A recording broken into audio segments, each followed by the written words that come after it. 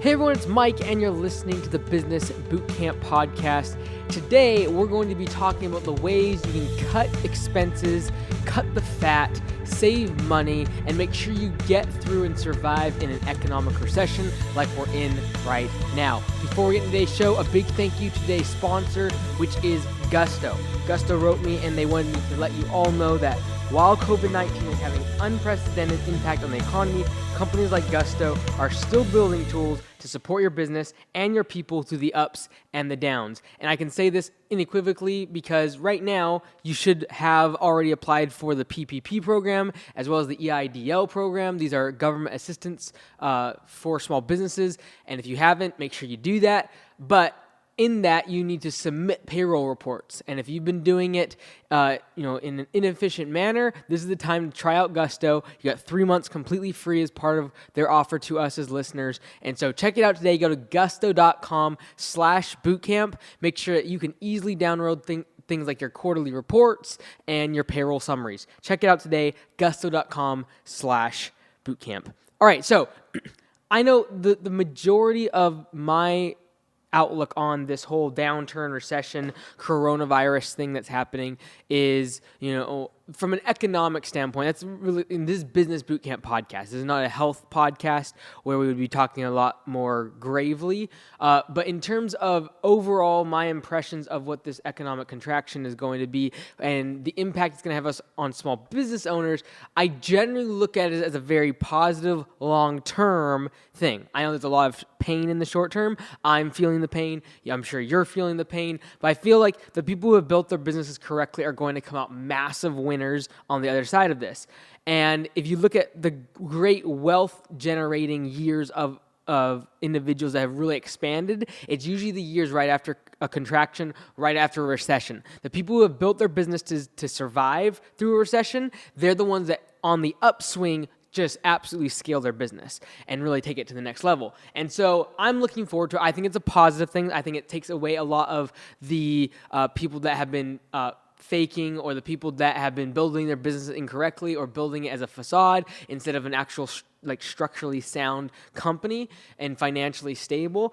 So that's kind of, I see it from a very positive perspective. However, that being said, it does not take away from the fact that you need to survive this time and go on all out survival mode in your business to make sure that you are able to get through this time of economic contraction, get through this time when money is not walking in the door and customers are not always calling you and you don't have a massive waiting list. And no longer is it a problem of trying to find good people. There's a ton of unemployed people ready to work, but you don't have the work to give them. And so literally in a matter of a few weeks, everything changed. So I am not a pessimistic or a fatalist in any way, shape, or form. However, during this time, you got to make sure you survive financially. And whether this is 3 months, 4 months, 5 months, a year, 2 years, whatever this is, we have to make sure that we get through and survive this time. So I'm going to go over 5 different ways that I have thought of that you can cut the expenses that you do not need, cut the waste in your business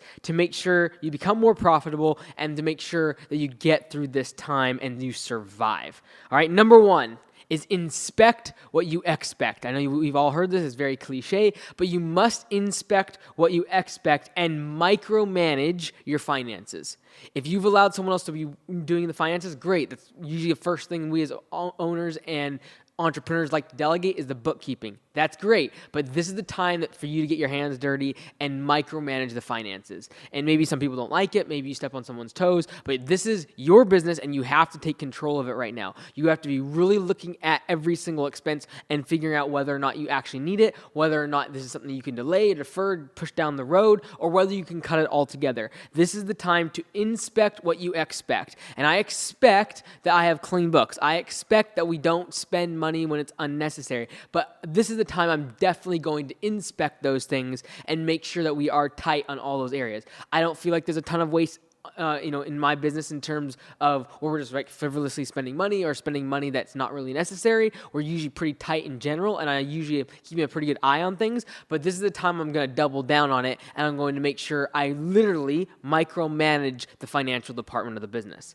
Number 2 is you need to increase your asset utilization. What that means is instead of having a truck that gets used 4 days out of the week, make sure it gets used 6 days out of the week and therefore use less trucks. All right. If you have a factory, for example, and let's say you have 3 factories, maybe in the past you have done where there is one shift and you have 8 hours, 8 hours, and 8 hours, so a day shift at all 3 factories. Well, maybe this is the time you go to one factory, but you run all day and all night 24/7. You do 3 shifts at one factory, increasing the asset utilization. In other words, if you have fixed costs, where can you make sure you get the most productivity and the most output from those assets? So if you have trucks, if you have equipment, if you have office space, if you have any sort of machines or things that you use in your business that are only being used at 40, 50, 60% of capacity, and you have multiple pieces of that equipment or multiple offices or multiple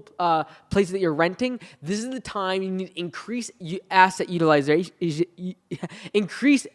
utilization, and then the leftover is waste. So if you have those 3 factories or you have those 3 trucks or whatever example you want to use in your business, but let's say for those 3 factories, if I'm able to take this, I'm able to output the same amount of work, the same amount of productivity by taking those 3 shifts that used to operate from 8 a.m. to 4 p.m. across 3 different factories. I'm able to sell 2 factories and move it all into a 24/7, 3 different shifts on one factory and sell the waste. So if you have trucks and you, at this time, you're like, okay, I'm going to make sure I am utilizing these trucks as their max capacity. Every single day they're being used. Instead of them sitting around, I'm going to make sure I'm utilizing them. If I'm not, I'm going to sell the waste and get rid of the excess.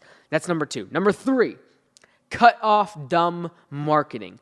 When times are good, money is flowing, it's easy to get caught in the trap of just spending money on marketing in anything because there's return on investment, because people are wanting to spend money. There's a massive demand for your product, and regardless of where you spend the money on the advertising, there's people that it's working. Like, it's not like it's not working marketing. It's literally marketing that is working, but in times of economic contraction, now it becomes dumb marketing because you could spend money all day long, but because there's no demand for the product in the way that you're pushing that marketing venue, you could be absolutely losing money. And so definitely, I think this is the time to double down on low expense guerrilla marketing tactics. I don't care what that means.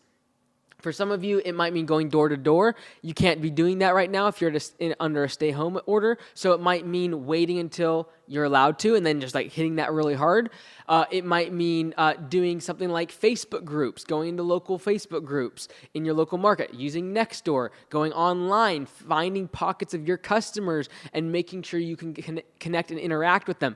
Things that take more time instead of money. Right now, if you have people laid off, if you're not as busy, if you've had to close your doors, this is the time that you have time and you don't have money. So what you need to do is focus on those marketing channels that require time but not a bunch of money. Because right now, the money thing, like, we're on a burn rate right now. We don't know how long this is going to last. And so you want to conserve your cash, and now that you have time, utilize the time to do things you would otherwise not have time doing. So instead of spending a bunch of money on Facebook ads or on Google ads or just funneling money into some marketing channel that used to work in the past, now it might not work because your customer response rate is going to be so low due to the fact there's such low demand. So what you need to do is spend time to actually go to your customer online, go to your customer wherever they may be, and make sure you actually are in their front of mind for your customer, whether it be online or in person.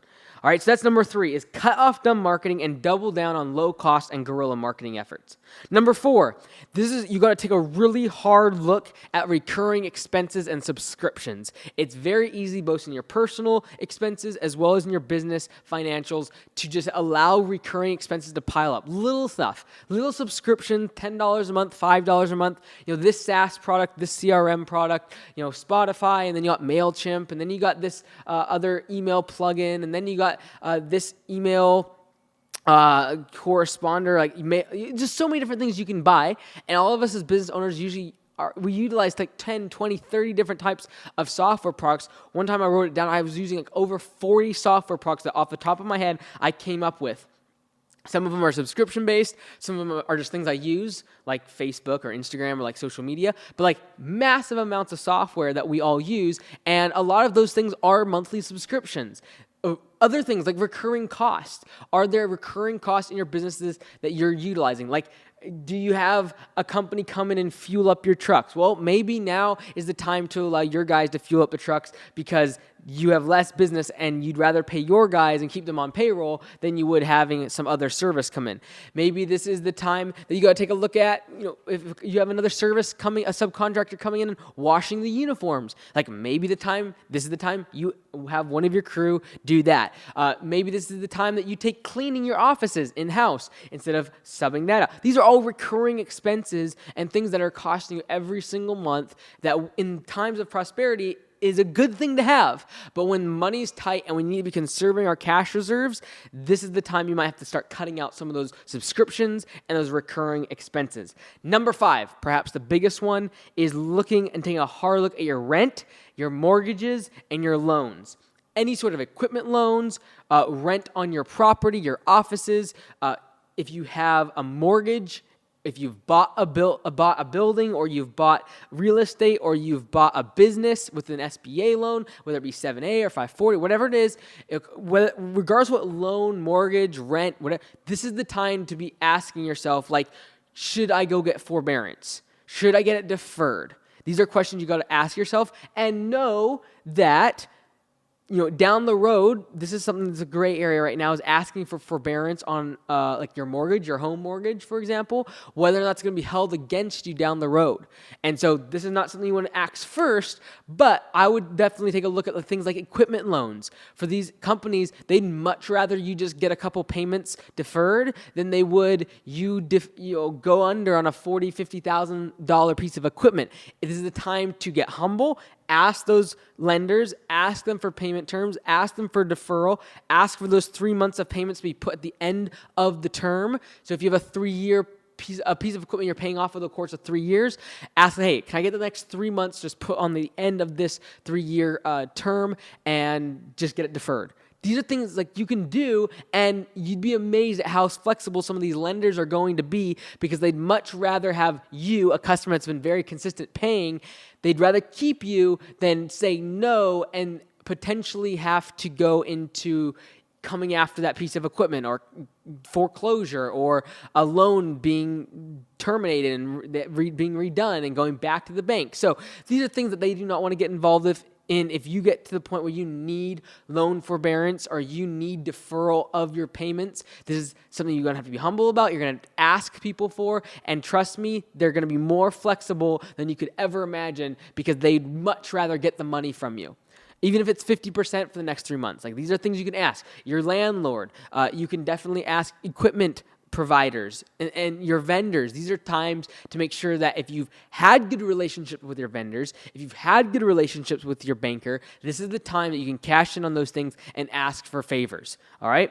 Now, I want to go over a couple things real quickly that you should not be trying to cut on when it comes to cutting expenses, all right? And these are just my personal opinion. All of these are my personal opinion, but in my opinion, the last thing you should cut, the very last thing in terms of expenses that you should cut is employee wages. In my mind, that's the last thing you should cut. Like, don't go under without doing it, but that should be the very last thing you cut is employee wages. The reason for that is because you should have exhausted every other avenue of reducing expenses before you start cutting cutting your employees' wages, in my opinion.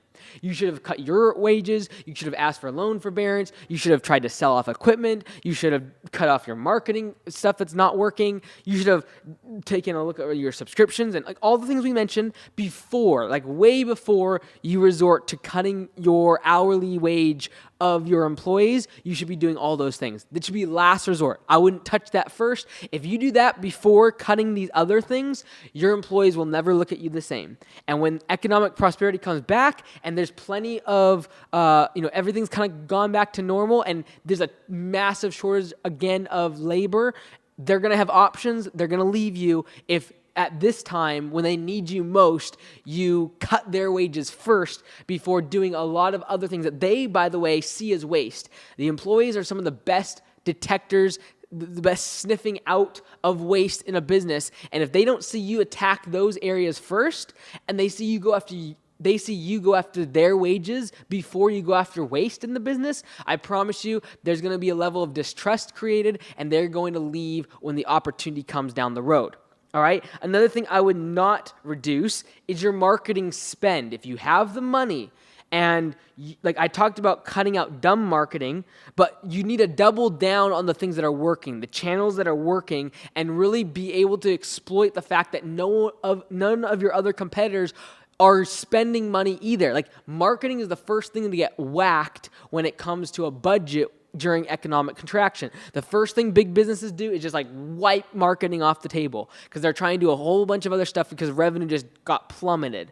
And so when they pull out of the market, when they pull off of Facebook, when they pull off of Google, when they pull out the local newspaper, by the way, you might have a massive opportunity to get great, either a PR story here or you might be able to get a great ad product that usually might cost $1,000. You might get it for $200 because there's literally no one advertising in the newspaper, and they need marketing dollars like never before. And so this might be an opportunity to go after those places and get marketing for pennies on the dollar and double down on the things that are working. Okay, so yes, cut out the dumb marketing, but when there's channels that that's working, I'm going to double down on it. I'm not going to necessarily reduce my spend on marketing if I can afford it. I'm going to put that money towards the avenue that's going to give me the best returns and are going to give me higher returns than I ever would have seen when times were good and I was competing against every other one of my competitors in that channeling market. All right? So these are the things I'd be thinking about. This is the time to survive, get through this time, and I promise you we'll come to it stronger. And if you can survive, you will thrive in the next upswing. Then listen to Mike Andes on the Business Bootcamp podcast. Until next time, be great. Nothing else pays.